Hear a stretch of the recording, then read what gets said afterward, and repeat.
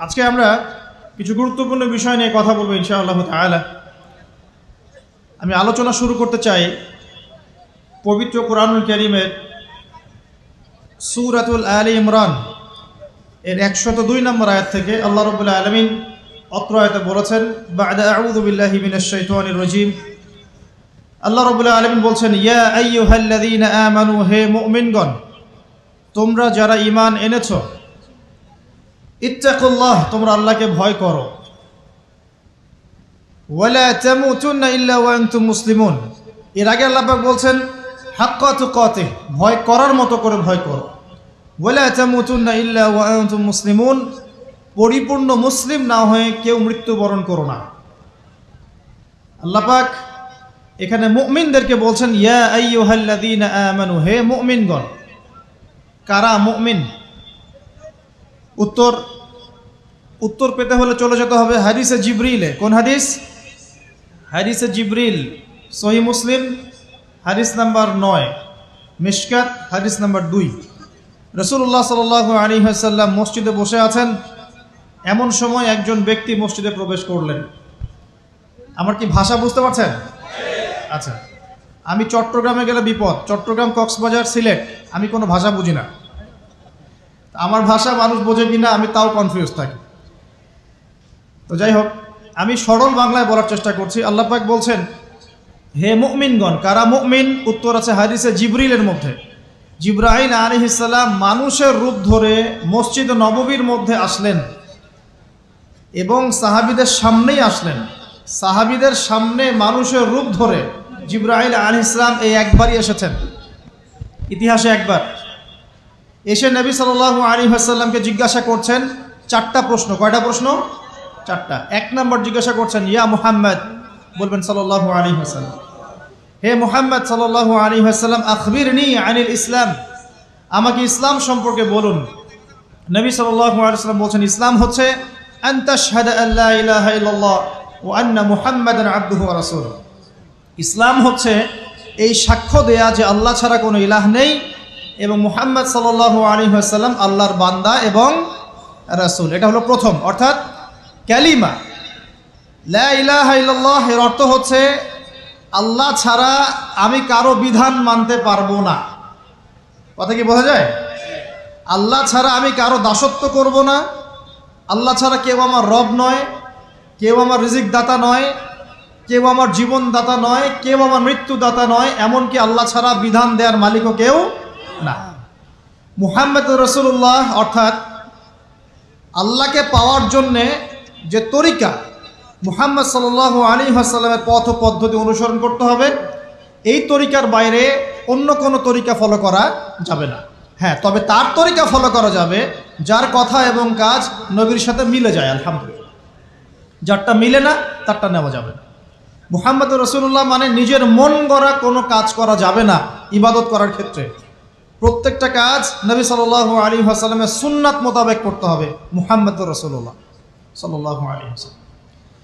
2, ওয়া আন তুকিমাস সালাহ, তুমি 5 ওয়াক্ত সালাত আদায় করবে। একটা হাদিসের মধ্যে এসেছে, মান তারাকা সালাতা মুতাআম্মিদান ফাকাদ কাফার। নবী সাল্লাল্লাহু আলাইহি ওয়াসাল্লাম বলেছেন, কোনো ব্যক্তি যদি, মুসলিম ব্যক্তি, ইচ্ছাকৃতভাবে তার উপর অর্পিত ফরজ নামাজ ছেড়ে দেয়, সে ব্যক্তি কুফরি করলো। কি করলো? আর মুয়াজ বিন জাবাল রাদিয়াল্লাহু আনহুকে নবীজি বলছেন, মান তারাকা সালাতা মুতাআম্মিদান ফাকাদ বারিআত মিন যিম্মাতিল্লাহ। যে ব্যক্তি তার উপর অবধারিত ফরজ নামাজ ছেড়ে দেয়, সে যেন আল্লাহর জিম্মেদারি থেকে মুক্ত হয়ে গেল। আল্লাহর কোনো জিম্মেদারি নাই তার উপর। 90% মুসলিমের দেশে এটা খুবই দুঃখজনক যে আমাদের মধ্যে বেশিরভাগ মানুষ 5 ওয়াক্ত নামাজ পড়ে না। শুধু বড় গলায় কি 90% মুসলিম বললে হবে?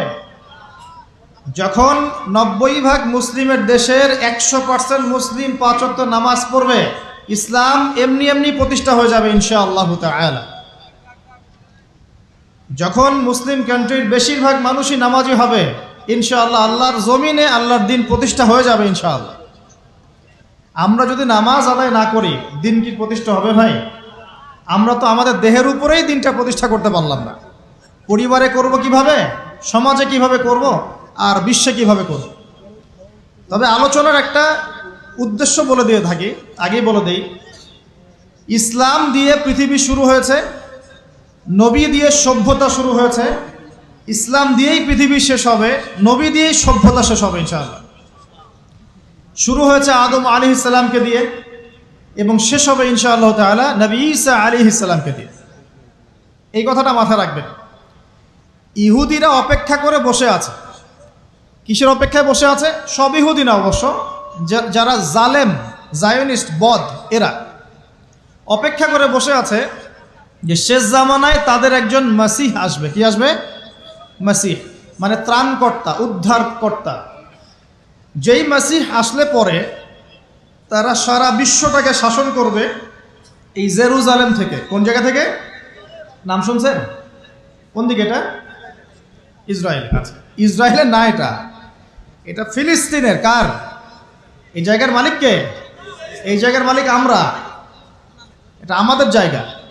3টা মসজিদ আপনি সফর করবেন সোয়াবের আশায়, তার সবচেয়ে শ্রেষ্ঠ মসজিদ হারাম মানে মক্কায়। 1 রাকাত নামাজ পড়বেন, 1 লক্ষ রাকাত নামাজের সওয়াব হবে ইনশাআল্লাহ। 2 নাম্বার মদিনা, 1 রাকাত নামাজ পড়বেন, 1000 রাকাত নামাজের নেকি হবে ইনশাআল্লাহ। 3 নাম্বার কি? এই যে আকসা, আমরা তো ভুলেই গেছি। আকসা আমাদের, আকসা কাদের? তারা দখল করে নিয়েছে। আচ্ছা, দখল করেছে আমাদের কারণেই, আমাদের দুর্বলতার কারণেই।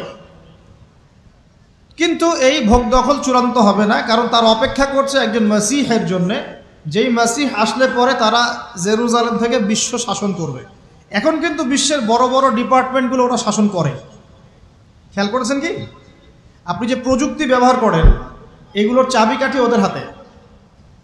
আপনি যে অর্থনৈতিক সিস্টেমটা ফলো করেন, ব্যাংকিং সিস্টেমগুলোর কথাই বলছি, এর মূল সূত্র কিন্তু ওদের হাতে, সুতা ওদের হাতে, লাটাই।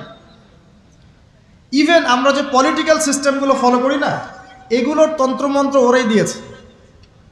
যে মিডিয়াগুলো আছে বিশ্বে বড় বড়, সব কিছু ওদের হাতে। ফাইন্যান্স বলে, ফাইন্যান্স মানে বাণিজ্য, ট্রেড, এগুলো ওদের হাতে। বিশ্বের বড় বড় সেক্টরগুলো ওরা শাসন করছে, এটা সত্য। আরেকটা মারাত্মক কথা হচ্ছে, বিশ্বকে শাসন করতে হলে কিছু অস্ত্র লাগে। কি লাগে? অস্ত্র শস্ত্র ছাড়া হবে না। একটা দেশের সাথে একটা দেশের মনে করেন খারাপ সম্পর্ক, এখন একটা দেশের কাছে আছে দাকুরাল, আর একটার কাছে আছে পারমাণবিক অস্ত্র। কে জিতবে? যার কাছে যত ভারী অস্ত্র আছে, শক্তিশালী, তার দাপট তত বেশি। তো এইসব বড় বড় মারণাস্ত্রগুলো, যেগুলোকে আমরা বলি নিউক্লিয়ার ওয়েপেন্স অথবা বলি থার্মোনিউক্লিয়ার ওয়েপেন্স, এগুলো ওদের হাতে। মাসিহ আসলে পরে তারা বিশ্ব শাসন করবে, এটা ওদের যে তালমুদ, এই গ্রন্থের মধ্যে লেখা আছে।